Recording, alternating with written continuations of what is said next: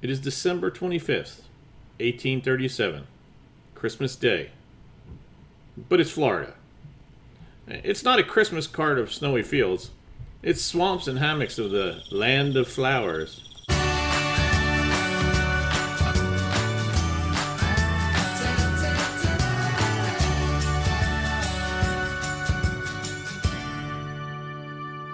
We're a one-day march from the last fort in the chain at the St. Johns River. So this is the spot. But actually it was about half a mile north of here.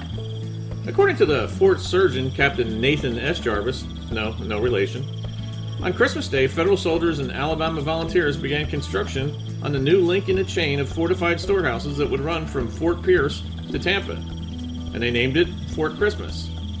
Like the ancient Roman legions, the fort was finished in 2 days. The Army left 80 soldiers to defend the important stores, and the rest moved on to the next site. Now, the Army abandoned Fort Christmas after only 3 months and then moved their supplies to Fort McNeil, located down by the Osceola County line. Today, Fort Christmas is home to a reconstructed stockade with a pretty good collection of historical artifacts and displays, providing a glimpse of early Orange County life. Inside the reconstructed stockade, there are several exhibit areas. Outside in the yard, you'll find the powder magazine where gunpowder and shot were stored, away from sources of accidental ignition. It wouldn't be good to blow up your own fort. The main building is the storehouse. Because of the constant movement of the Seminoles, U.S. forces were constantly trying to keep up with them, and would find themselves too far separated from supplies if not for these fortified storehouses. Fort Christmas's storehouse displays the type of stores the Army relied on, as well as farming implements from around the area. Soldiers would often set up subsistence farms to supplement their Army rations. Time to talk about accessibility. At Fort Christmas, it's good, almost excellent. There is handicapped parking just outside the fort's entrance with a concrete pathway leading into the fort. Inside the stockade, there's a ramp that allows you access to the storehouse and a wide boardwalk to the other exhibit hall inside the West Blockhouse. And while the West Blockhouse is open and accessible, it has only stairs leading to the second floor exhibit. That means that wheelchair users won't see the ancient dugout canoe or the examples of clothing worn by the soldiers and the Seminoles.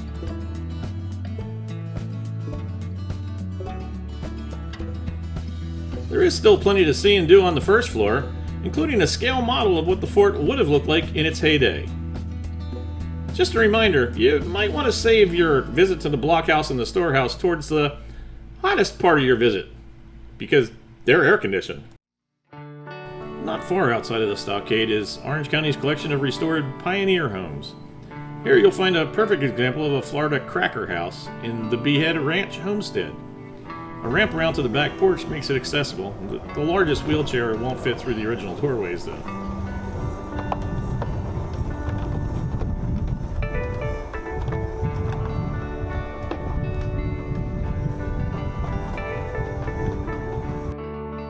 There's also a simple one-room house visible on ground level. That's the Simmons House, and it's fitted out as it would have appeared a century ago. Among others on the property, you'll find the Yates home, the Woods home, and the Simmons third home. Life in Orange County's Pioneer Village was centered around the sugar mill, and you can still see how it operates during Cracker Days, which takes place in the park every year. More than just a park celebrating Orange County's history, Fort Christmas is a great place to picnic with the family or let the kids burn off some energy in their own fort. Public restrooms are conveniently located next to the playground.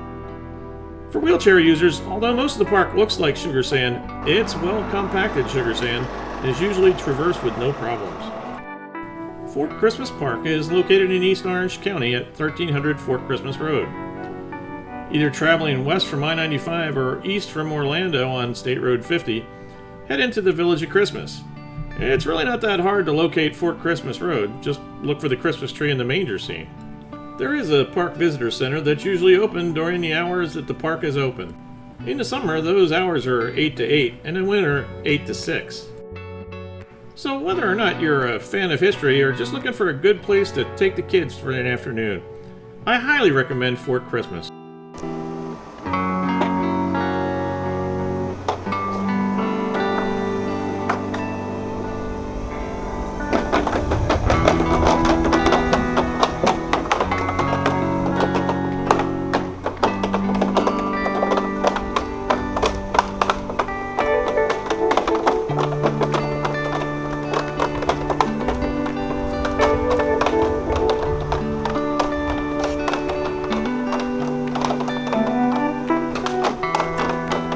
really hope you enjoyed this video and you'll give it a big thumbs up. That way I know I'm on the right track in making these videos. If you'd like to help in making these videos, you can assist us by heading over to Patreon/AsBobSeesIt and become a patron. For as little as $1 a month, you can help us make videos just like this one. And if you'd like to see more of this kind of video, all you have to do is subscribe. It's free. Just click on the subscribe button below. But remember, when you do subscribe, don't forget to click on that bell icon. That way you'll be notified the next time I upload a video.